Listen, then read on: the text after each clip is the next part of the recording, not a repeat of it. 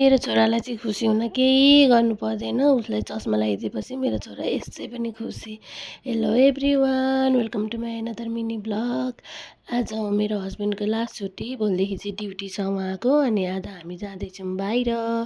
बाहिर भन्नाले होटल। म चाहिँ होटल गएको थिइनँ। अनि त्यही भएर सिँडी चाहिँ हेर्नु न कस्तो डरलाग्दो छ। म त सुरुमा त कस्तो डर लागेको थियो, सिधै छ नि त। अनि मेरो छोरो यहाँ चाहिँ हाँस्दै जाँदैछ। अनि अब चाहिँ हामी पुग्न आँट्यौँ होटल, दादाको होटल गएको अहिले चाहिँ हामी। यहाँ दिदी कटिङ सटिङ गर्दै हुनुहुन्छ। अनि त्यसपछि मैले उसलाई चेयरमा राखेँ, चस्मा लगाइदिएर। ऊ एकदमै खुसी छ। त्यसपछि हामी गयौँ मार्केट। दिदीले चाहिँ ऱ्यापिडो बोलाइदिनु भयो। अनि त्यसपछि हामी मार्केट गयौँ। अनि मार्केट गएर माछासाछा किन्यौँ ओर्यौँ। अनि हामी घर फर्क्यौँ।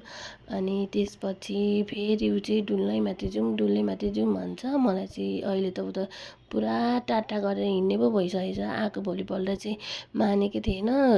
बाबाले ब्याएर लिएर जानुभएको थियो, आउँदा त रोएर आएको थियो। अहिले त बानी भइसक्यो, 24 घन्टा उसकै बाबा मात्रै चाहिन्छ।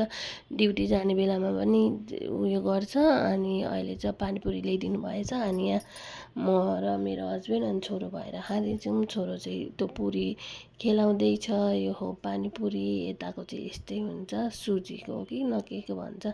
यिनीहरूले चाहिँ रेडिमेड युज गर्दैनन् हाम्रो नेपालमा जस्तो, आफै बनाउँछन्। अनि त्यसपछि बाबा छोराको टाइम स्पेन्ड हुँदैछ यहाँले चाहिँ। कति धेरै खुसी छ छोरो बाबा भेटेर। अनि यसरी नै आजको हाम्रो दिन बित्यो। छोटो थियो तर राम्रो थियो, रमाइलो भयो। अब भोलिदेखि चाहिँ बेबीर मात्रै हुन्छौँ रुममा। आजको लागि यति नै। Bye bye guys, thank for watching.